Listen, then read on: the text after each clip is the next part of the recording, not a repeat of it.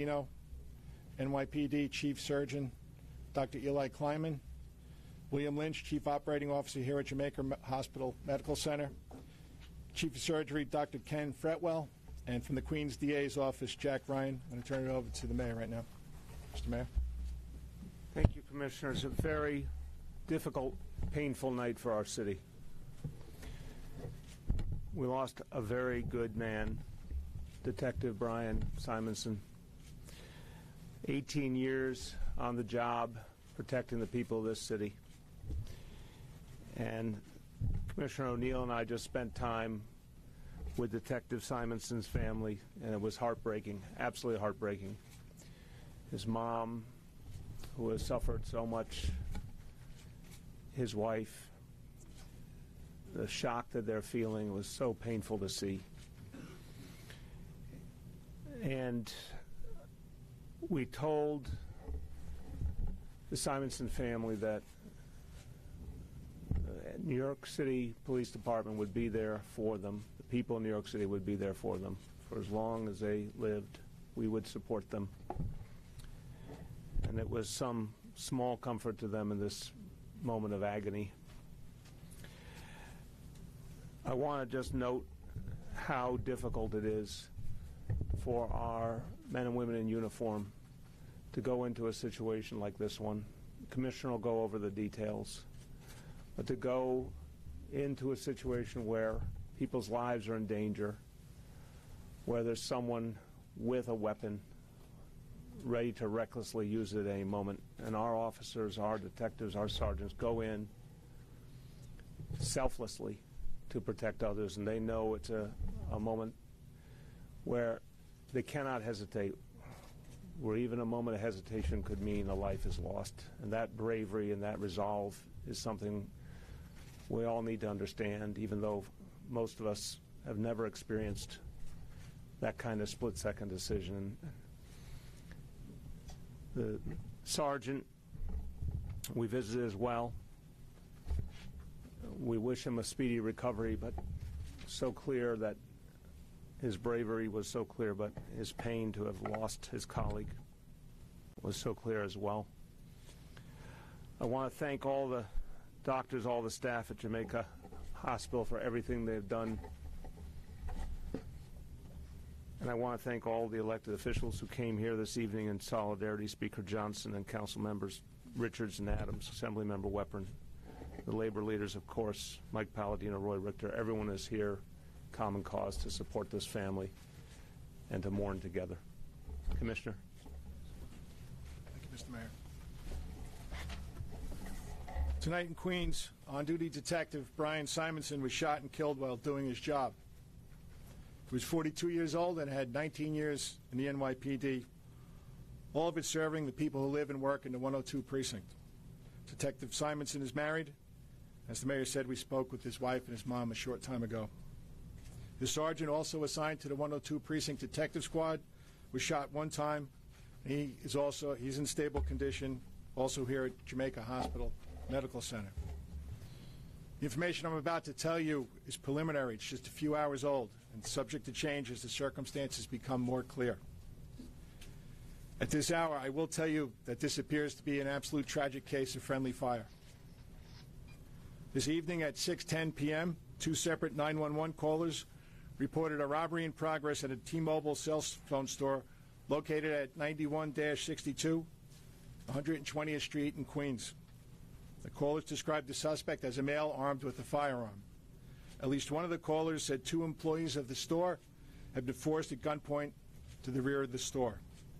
Detective Simonson and his sergeant were in the area working on an unrelated case when they heard the call come over the radio.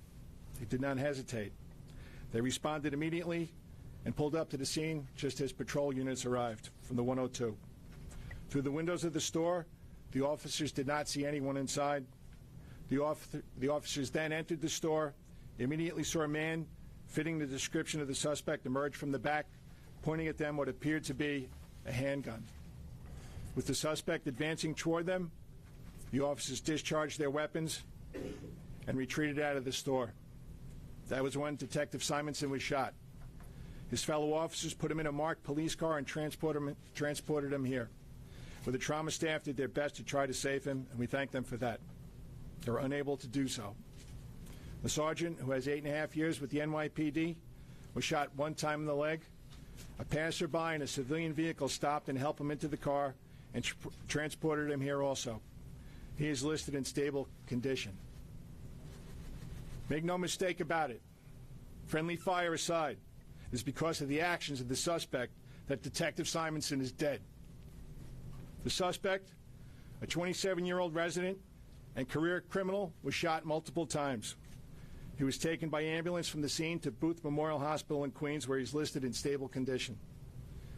Recovered by the police at the scene was an imitation firearm. Again, I want to thank all of the staff at Jamaica Hospital for the high level of care they always show our police officers. I've been here all too many times. Tonight highlights the incredibly brave actions NYPD members perform each day in the name of fighting crime and keeping people safe in every neighborhood. This is an absolute tragedy, the worst outcome any police officer or family of a police officer could ever imagine. And the sympathies and prayers of the entire New York City Police Department are with the family and colleagues of Detective Simonson tonight. And I hope that all New Yorkers understand how difficult a job that of an NYPD officer is. Mike Palladino. Yes. Thank you, Commissioner. This is very painful. It's painful for me personally, for the members of the Detectives Endowment Association, and of course all the members of the 102nd Precinct Detective Squad and the members of the NYPD. Brian was a good man. He was a good detective. Just to tell you a little bit about him, I saw him this morning. Whether you know it or not, he's the elected delegate of the 102nd Precinct Detective Squad. And what that means is his fellow detectives, they saw leadership skills in him. He was the kind of fellow that led by example, not by words, led by his actions. He didn't have to be at work tonight. Because he's the delegate in the 102nd Detective Squad, and today was the delegates' meeting this morning, he was actually excused from duty. But we had this pattern going, and he felt compelled to go to the delegates' meeting, ignore the excusal, and go to work. And that's why we are here tonight. I don't know much about the perpetrator. I'm told, I don't have the exact facts, that he has a rather extensive arrest record. And I think we have to ask the question, was why was someone with such an extensive arrest record out in the street and not incarcerated? Thank you. I'm going to take a couple questions. Miles. So, detective and sergeant working in the 102 squad, because they were responding to this incident, they work in the squad, will the resistance vests in use in this incident? And it's, as you know, Miles, every time there's a firearms discharge, a force investigation division does a complete investigation of the facts and circumstances, and that's going to be part of the investigation. Yep. Chief, how many officers fired? Yeah, and there were multiple officers fired, multiple rounds. Yeah. Josh. Detectives, the detective and the sergeant in the back, they went around the back, and then so the suspect was between them? Or No, everybody came through the front. It was in the front. I'm not going to go too deep into this yet. Where are both the officers from? As far as? Where they live? No, I'm not going to get into that. Right. That's at this point in the investigation, he appears to have been alone, but that's, again, part of the ongoing investigation. Two more. Yep. They were out there because of the robbery pattern, but was this robbery? No, they were on an unrelated case, John, and that's it. Is there more than one suspect in the case? No, there's one right now. Okay, thank you very much. Will you still travel later this That's week? it, folks. Thank you. Thank you. Mayor de Blasio, will you still travel later this week?